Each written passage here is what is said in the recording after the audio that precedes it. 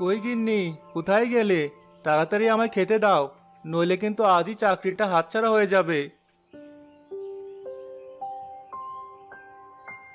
এমন ভাবে বলছো যেন কি না কি চাকরি করো। করো তো ওই শ্রমিকের কাজ, যা বেতন তাতে সংসার চালাতেই হিমশিম খাও। শুধু শুধু কথা বাড়াচ্ছ কেন? তাড়াতাড়ি খেতে দাও।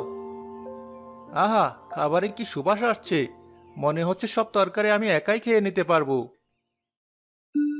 তুমি একা একা খেলে আমি কি খাবো? হাই মা, তুইও খেয়ে নে। সত্যি গিন্নি, তোমার যা রান্নার হাত, মাঝে মাঝে মনে হয় চাকরি বাকরি ছেড়ে একটা ভাতের হোটেল দিই। কিরে মা, কি বলিস? তা যা বলেছো।